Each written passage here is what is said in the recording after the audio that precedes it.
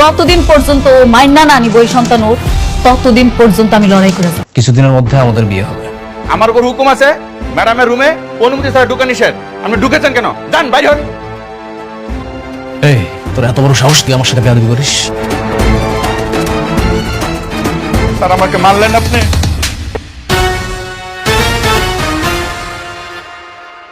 রাতুল,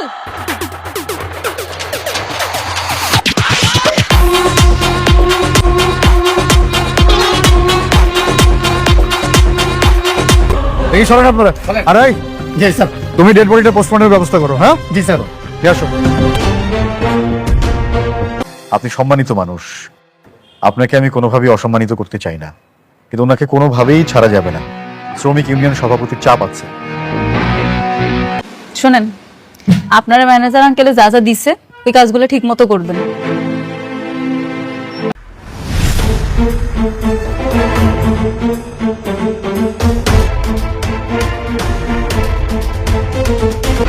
আচ্ছা, অনেকরে কি সত্যি পুলিশ ধরে নিয়ে গেছে?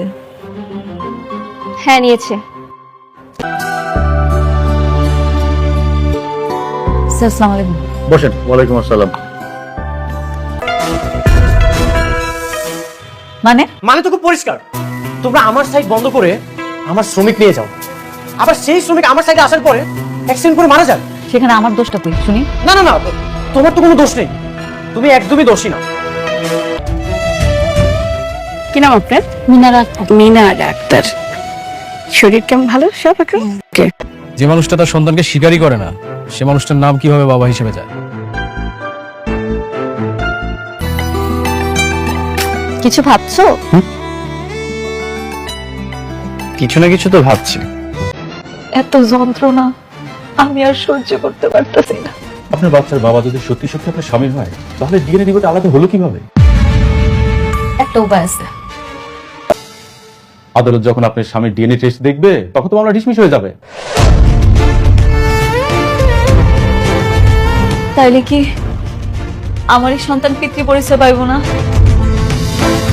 আমার সন্তান বাবার পরিচয় ছাড়া পৃথিবীতে আইব? আপনি একটু ভেবে দেখেন, মানে কি হতে পারে কি আপনাকে কিডন্যাপ করে নিয়ে যে অজ্ঞান অবস্থায় কিছু করছে। সি সি সি, আপনি এগুলা কি কইতাছেন? আমি মৃত্যুর আগ পর্যন্ত কইতে পারবো আমার এই পেটের সন্তান শুধু অনেকের, অনেক ছাড়া আমার কেউ স্পর্শ করে নাই, কেউ কোনোদিন না। ঠিক আছে, কিন্তু সমাজ সমাজ, এই সমাজেরই তো ভয় পাই আমি, এর জন্যই তো এত কিছু করতেছি। আচ্ছা, আমার সন্তানটা জন্মের পর কি কলঙ্কিত হয়ে জন্মগ্রহণ করবো? আমি মানুষের কাছে কি করবো? আমার তো মাঝে মাঝে মরে যাইতে ইচ্ছা করে। আমি কেমনে কি করবো? আপনি একটা উপায় দেন, আপনি একটা উপায় দেন আমাকে। আপনি শান্ত হন, আপনি বরং বাসায় চলে যান, দেখি কোনো উপায় পেলে আপনাকে আমি জানাবো।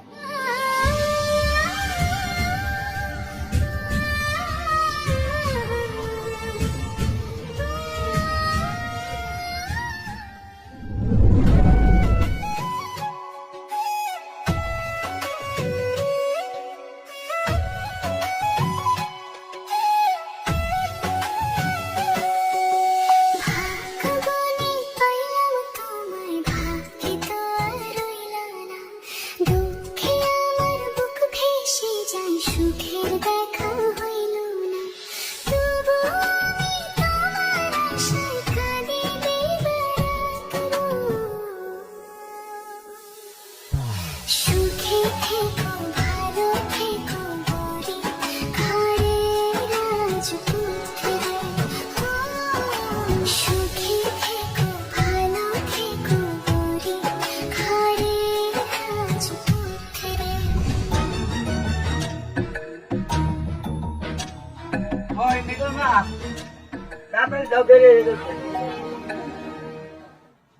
আসসালামু আলাইকুম। ওয়ালাইকুম আসসালাম। তুমি তুমি নাকি জন্য আঙ্কেল, আমি অ্যাকচুয়ালি একটা প্রস্তাব নিয়ে এসেছি। প্রস্তাব? কি প্রস্তাব? মানে কিন্তু কিভাবে শুরু করবো আমি না বুঝতে পারছি না। আপনারা মুরব্বী মানুষ, একটা প্রস্তাব নিয়ে এসেছি, আপনারা দাঁড়ায় আছেন, কেমন দেখা যাচ্ছে বিষয়টা? আচ্ছা, একটু দাঁড়ান না প্লিজ। আরে কি করো?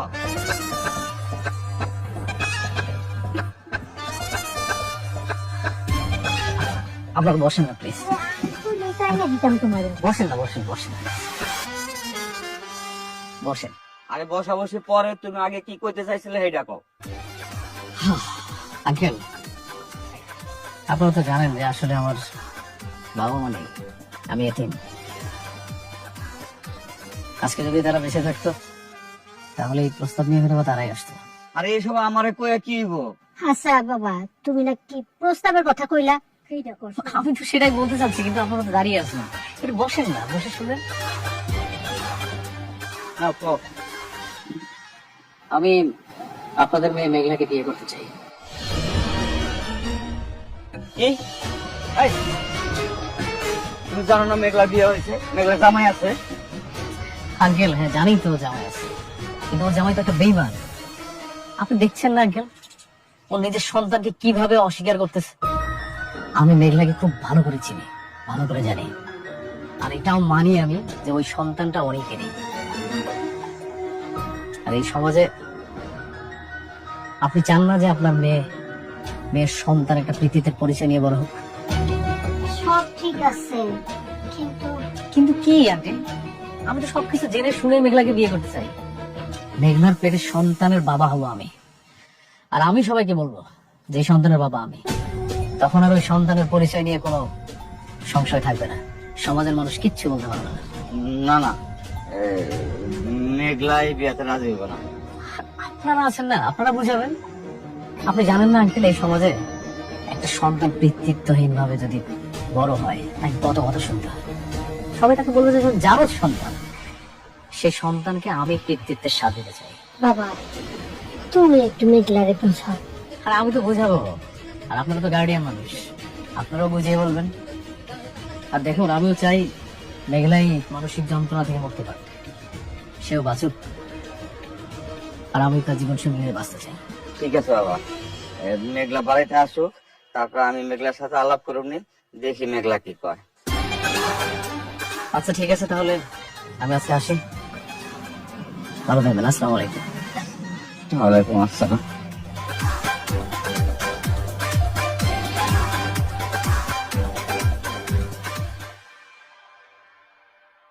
একটা কথা বলি বন্ধু, আমার না কেন জানি বারবার মনে হচ্ছে তোমার স্ত্রীর পেটের যে সন্তান সেটা ছিল তোমারই। এই উদ্ভট কথাটা তুমি কিভাবে বলো? ডিএনএ টেস্ট করা হয়েছে, কিছুই মিল পাওয়া যায়নি। আচ্ছা ঠিক আছে, মিল পাওনি এটা আমি বুঝতে পারছি, তারপর মনের ভিতরে একটা ঘটকা লাগে, বুঝছো? বাচ্চাটা আসলে তোমারই অনেক।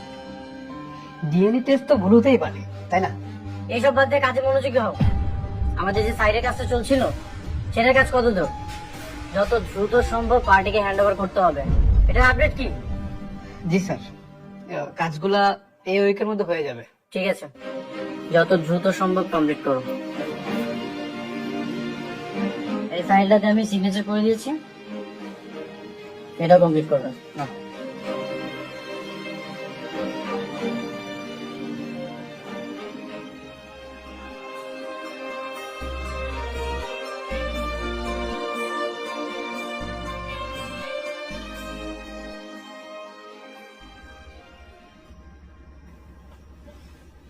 কি এত ভাবতেছস? আল্লাহ জানে আমার এই সন্তানটার ভাগ্যে কি আছে। জন্মের আগে কত কিছু সহ্য করতেছে, আর জন্মের আগে আর বাবার পরিচয় নিয়ে কত কাহিনী হইতেছে। তোর সন্তানের বাপের পরিচয় দেওয়ার একটা উপায় পাইছি। কি উপায়? কইতে দাও। আজকে না তোর জন্য একটা বিয়ের প্রস্তাব আইছে, ছেলেটা ভালো, তোর সব কথা শুই না যাই না তোর বিয়ে করতে রাজি হয়েছে। কি কইতাছ মাইডি? আমার তো এখনো ডিভোর্সই হইলো না, তোমরা আবার আমার লগে বিয়ে ঠিক করে লাইতাছ। তোমার কইতেছি কত বড়? আরে খুনা কইতে দাও। তোর জন্য বিয়ের প্রস্তাব আইছে দেখি তো কথা কইছি। তোর বাচ্চার বাপের পরিচয় দরকার, সে তোর বাচ্চার বাপ হইতে চায় না। দরকার নাই, আমার সন্তানের বাপের পরিচয় অনেক ছাড়া আমি কাউরে আমার এই সন্তানের বাপ স্বীকার করুম না, বুঝতে পারছো? তোমার কইতেছি কথা কইতে বলো, হ্যাঁ? তারপর বক বক বক বক বক করতে চাই। আরে কিছু লাগাইছে।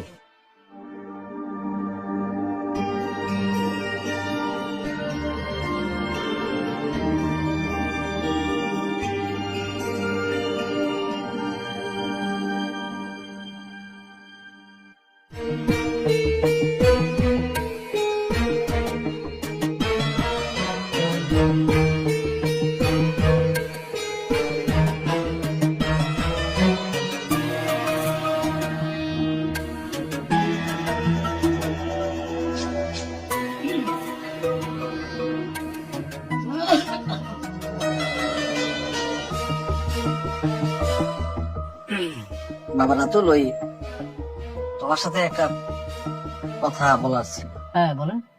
না, তোমার চাচি বলতেছিল তুমি নাকি ওই যে অনেকে দৌড়ে বিয়ে করবে, এরকম নাকি একটা ফাইনাল ডিসিশন তুমি নিয়ে ফেলছো। হ্যাঁ নিয়েছি তো। কিন্তু কেন নিয়েছি সেটা তো বলেছি। আমি বলতেছিলাম কি, মানে তুমি অনেকের দৌড়ে বিয়ে করার অসুবিধা নেই, আমাদের কোনো আপত্তি নাই, কিন্তু তার আগে আমার মেয়েটারে বিয়ে করে ফেলো। মানে আমার মেয়েটারে তোমার বড় বউ হলো, আমার এই বিয়েটা না হাইড করে রাখো। আর আঙ্কেল আপনারা কি মানে কিসের মধ্যে কি পান্তা ভাতে কি? শুনেন, ভালোবাসা দিয়ে না পান্তাও হয় না। ভালো মন্দ কিছু খাইতে গেলে ব্যাংক ব্যালেন্স লাগে। কোথায় আমি স্বপ্ন দেখতেছি আকাশ স্বর, আপনারা দেখতেছেন আমাকে নর্দমা। বাবা তুমি এমন ভাবে কথা বলতেছো কেন? মা এখন আমাকে হয়তো আর ভালো লাগে না, পুরনো হয়ে গিয়েছি তো। কথায় আছে না, টাকার গন্ধ ফেলে মানুষ সম্পর্কে স্বাদগুলো তেতো হয়ে যায়। আরে সবে মাত্র আমি হাজার হাজার কোটি টাকার মালিক হওয়ার স্বপ্ন দেখা শুরু করছি, আর আপনারা সবাই উঠে পড়ে লাগছে কিভাবে আমার স্বপ্নটাকে ভেঙে ফেলা যায়। মানে আপনারা কেমন মানুষ বলেন তো? আচ্ছা বাবা, তো তুমি উত্তেজিত না, আমি একটা কথা বলি, মানে তুমি আমার মেয়েরে বিয়ে করবা তো? মানে আশ্চর্য হয়ে যাই আমি আপনাদের আচরণ দেখে। মানে কেন বিয়ে করবো না? এমন অবিশ্বাস করেন কেন সবসময়? আসলে তুমি সবসময় প্রতারণা নিয়েই তো প্র্যাকটিস করে থাকো, এই জন্যই ভয়টা লাগে। দেখো বাবা, তাসের ঘর আর বালুর ভাত সেটা কিন্তু বেশি দিন টেকে না। আপনি কি বলেন? কিছু বলি নাই, যাই চলো, ঠিক আছে, ঠিক আছে।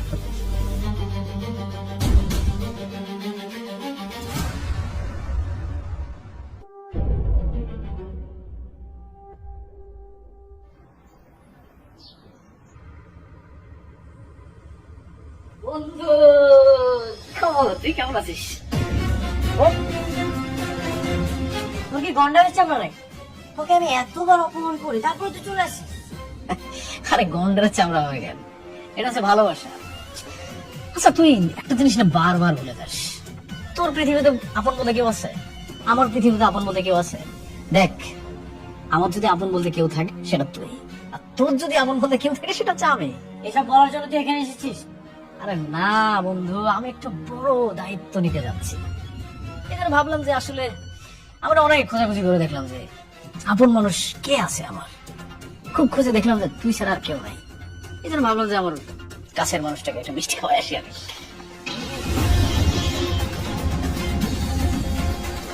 ভনিতা না করে ক্লিয়ার করে বল, কি বলার জন্য এখানে এসেছিস? বন্ধু, খাবার জিনিস ফলাই দিলে এরকম কথা? আচ্ছা বস, বসে শোন। দাঁড়ায় কথা, তুই না সবসময় শুধু এক্সাইটেড হয়ে যাস। শুনবি, শোন, তোর প্রথম স্ত্রী মেঘলা, দেখ বেচারের না আসলে এখন বর্তমান কেউ নাই আপন বলতে। একদিকে একা একটা মেয়ে, আবার আরেকদিকে পেটে একটা সন্তান, সেই সন্তানের আবার কোনো পরিচয়ই নাই। এইসব বলার জন্য তুই এখানে এসেছিস? ও আচ্ছা, মেঘলা তো তোকে কাজ দিয়েছিল, মেঘলার দালালি করার কন্ট্যাক্ট নিয়েছিস নাকি? আরে না না, এমন কিছুই না। শোন, আমি হচ্ছে তোর প্রথম স্ত্রী মেঘলা, আর তোর অনাগত সন্তানের দায়িত্ব নিতে যাচ্ছি। আর বন্ধু হিসেবে আমার একটা দায়িত্ব আছে না বল? আর ওর সন্তানের তো আমার একটা পরিচয় না। এই জন্য আমি তোর স্ত্রীকে বিয়ে করে তোর সন্তানের বাবা হব। মেঘলা তোকে বিয়ে করবে? কেন করবে না? তুই তো দ্বিতীয় বিয়ে করে খুব সুখে আছিস, ও কেন একা থাকবে? এগুলোতে আমাকে কেন বলছিস? আমি কি এগুলো শুনতে চেয়েছি নাকি? আচ্ছা, এত বড় একটা সুসংবাদ আমি তোকে না দিয়ে থাকতে পারি বল?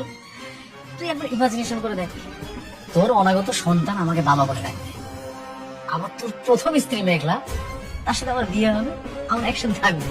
রাতুল,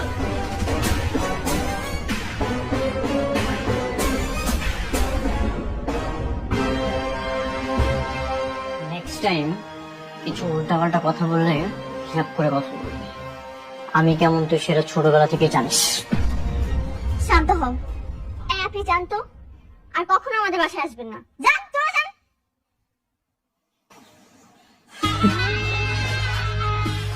তুই বন্ধু হয়ে বন্ধুকে হাত তুললে ঠিক আছে, যা ভুলে গেলাম, কিন্তু হিসাবটা না একদম তোলা থাকলো সময় মতো একদম কড়াই গন্ডা হিসাব নেব। আগে তোর স্ত্রী আমার বিয়ে করতে দে, তোর বোনটা আগে বিয়ে করি, তারপর সবকিছু বোঝাপড়া হবে। তুই এক ফুলে আমার বাসা থেকে বের হয়ে যা, তোরা আমি কাঠ পাঠাবো, তুই আসিস।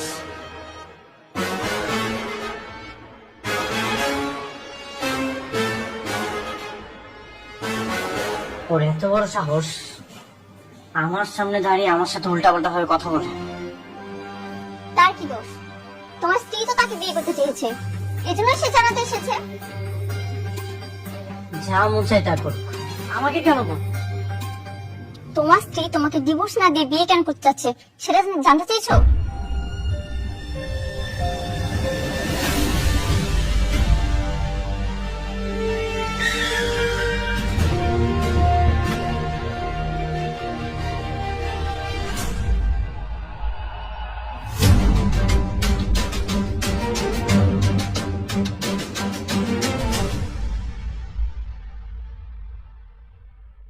তুমি তুমি এখানে কেন? কেন, অন্য কাউকে আশা করেছিলে নাকি? কি কি কইতাছো? না মানে এখানে যদি রাতুল আসতো তাহলে মনে হয় তুমি খুব বেশি খুশি হতে, তাই না? রাতুল আসলে আমি খুশি হইতাম? কি কইতাছো উল্টাপাল্টা এসব তুমি? হ্যাঁ, এখন আমার সব কথাই তোমার উল্টাপাল্টা মনে হবে। এইসব বিষয় নিয়ে আমি একদমই কথা বলতে চাই না। এই যে তোমার ডিভোর্স পেপার, এখানে তুমি আমি সিগনেচার করে দিলেই ডিভোর্স হয়ে যাবে। কি খুশি তো?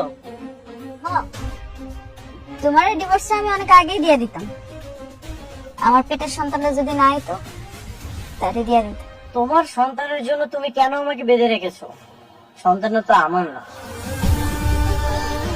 এই সন্তানের বাবা অন্য কেউ। প্লিজ, আমি এই ঝামেলা থেকে মুক্তি চাই। তোমার আমি আর একটা কথা কতবার কমু? আমার এই পেটের সন্তান শুধু তোমার। আমি আজকে কইতাছি, আগামীতে কমু, সারা জীবন কমু। এই পেটের সন্তান তোমার, তোমার, তোমার। যে কোনো কিছুর বিনিময়ে হোক তুমি আমাকে ফাঁসাবে, তাই না? কি হাসামো মানে? হ্যাঁ, তুমি আজকে বলো, আগামীকাল বলো, তোমার সারা জীবন বলো, প্রমাণ তো হয়ে গেছে। ও হ্যাঁ, তুমি তো একটা বিয়ে করার ডিসিশন নিয়েছো না? Good decision. বিয়া? একটা স্বামী থাকা অবস্থায় তুমি তো বিয়ে করতে পারবে না, এই জন্য আমি তোমাকে ডিভোর্স দিয়ে তোমার পথটা পরিষ্কার করার জন্য এলাম। পরিষ্কার করতে আইছেন? এত বেশি বুঝতেছেন আপনি? আপনারা কি কইলো যে আমি বিয়ে করতে চাই? যে তোমাকে বিয়ে করবে সে আমার বাসায় এসেছিল। কি? রাতুল। আমি এখন একদম ক্লিয়ার কেন তুমি আমাকে কাজটা না দিয়ে রাতুলকে দিয়েছিলে। সমস্যা নেই, তোমরা দুজন বিয়ে করো, অনেক বেশি হ্যাপি থাকবে, আমি মন থেকে দোয়া করি। আরে আমার জীবনে আমি একটাই ভুল করছি, সেটা আপনারে বিয়ে করা। এই ভুল আর জীবনে দ্বিতীয়বার করতে চাই না। আমারে কোনো পুরুষ বিয়ে করতে পারবে না। তাহলে কি সে আমাকে মিথ্যা বলবো? তুমি যদি তাকে না জানাতে তাহলে তো সে আমাকে বলতো। আচ্ছা, এগুলো শুনেই বা আমি কি করব? এই নাও ডিভোর্স পেপার, এখানে সিগনেচার করে দিও। আমি কোনো ঝামেলা চাই না, তুমি আমাকে ডিভোর্স দিয়ে আমাকে মুক্তি দাও।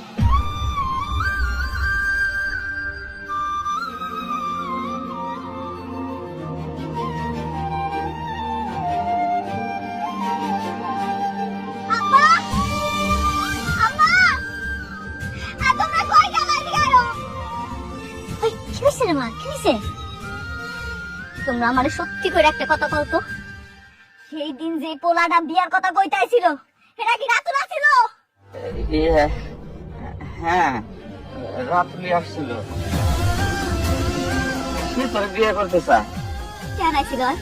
আর তোমরাই বললা আমার বিয়ার কথা কেন কইছো? ঠিকই করছি, সমাজের চোখে তোর সম্মান বাঁচাইতে চাইতেছি। আম্মা, আব্বা, তোমরা ভাবলা কেমনে আমার পেটে সন্তান থাকা অবস্থায় আমি আরেকটা বিয়ে করবো?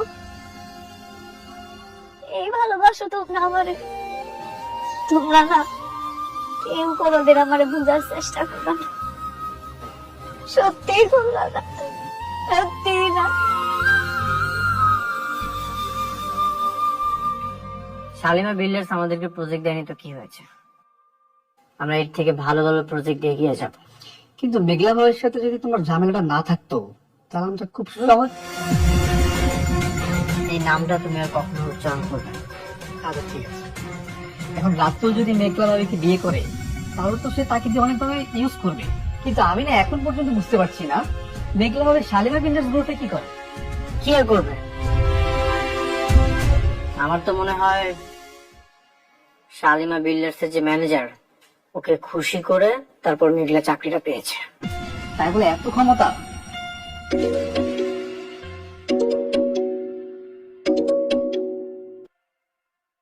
হ্যালো,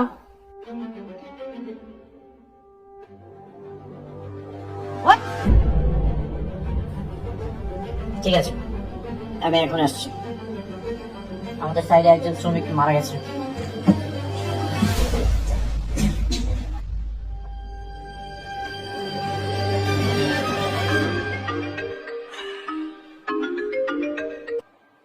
হ্যালো, আসসালামু আলাইকুম। আচ্ছা, উত্তরা 17 নম্বর সেক্টরে একটা প্রজেক্টে একজন শ্রমিক কাজ করতে গিয়ে অ্যাক্সিডেন্ট করে মারা গেছে। আপনারা এই ব্যাপারে কোনো ব্যবস্থা নিচ্ছেন? ব্যবস্থা নেবো কি নেবো না সেটা তো আমাদের ব্যাপার, কিন্তু আপনি কি? আমি শ্রমিক ইউনিয়নের সভাপতি। আমার অবশ্য আরেকটা পরিচয় আছে, আমি শালিমা বিল্ডার্স গ্রুপের ম্যানেজার বলছি। স্যার, স্যার, আসসালামু আলাইকুম স্যার। ওয়ালাইকুম আসসালাম। আসলে সরি, মানে আমরা এখনো পর্যন্ত খবরটা পাইনি, তো এই মাত্রই শুনলাম আপনার মুখ থেকে, যে কারণে এখনো পর্যন্ত কোনো ব্যবস্থা নিতে পারিনি। কোন জায়গায় বললেন যেন? উত্তরা 17 নম্বর সেক্টর। আচ্ছা আচ্ছা, জি, আমরা এক্ষুনি ব্যবস্থা নিচ্ছি, এক্ষুনি। আরেকটা কথা, ওই সাইডের যে মালিক তাকে আপনারা অ্যারেস্ট করে নিয়ে আসুন, বাকিটা আমরা বসে ঠিক করব, কেমন? জি জি জি, অবশ্যই। জি, থ্যাংক ইউ, থ্যাংক ইউ। সালাম। এই জাহিদ, তাড়াতাড়ি গাড়ি রেডি করো, চলো এক্ষুনি বেরোতে হবে।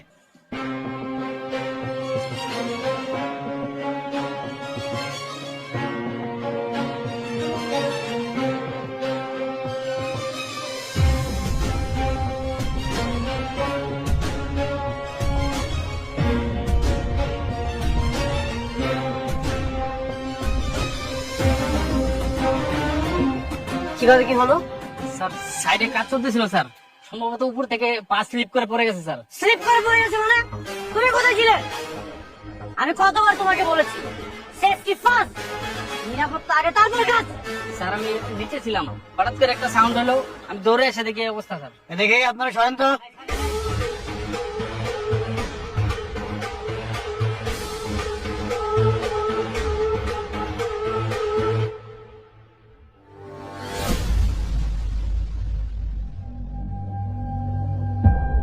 ওরে বাবা, এখানে তো কোনো ধরনের কোনো সেফটির ব্যবস্থা নেই, কোনো সিকিউরিটি নাই।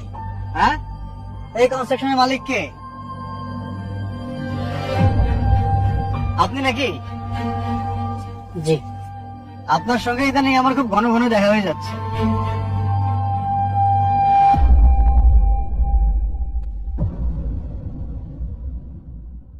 চলেন থানায়, চলেন আমাদের সাথে। থানাতে যাব মানে? বুঝতেছেন না কেন যাবেন? আপনার সাইটে কাজ করতে গিয়ে উনি মারা গেল, আপনি কোনো সিকিউরিটি দিতে পারেন না শ্রমিকদেরকে, এই দায়িত্ব তো আপনাকে নিতে হবে নাকি? আমি সব ধরনের সিকিউরিটি ব্যবস্থা করে রেখেছি, এখন ওনারা যদি এগুলো না মানে আমার তো কোনো দোষ নেই। এই সমস্ত যুক্তি তর্ক যা দেবার আপনি থানায় গিয়ে দেবেন, আদালতে দেবেন। এই জাহিদ, হ্যান্ডকাপ পরো। আপনারা থানাতে যান, আমি আমার লয়ারের সাথে কথা বলছি। লয়ার রে বলবেন থানায় এসে আগে আমার সাথে কথা বলতে, তারপরে আপনার সাথে কথা বলতে। হ্যাঁ, আপনারা রেখে যাবো মানে? এই পড়াচ্ছ না কেন হ্যান্ডকাপ? আপনি কি করছেন? কথা কম বলেন।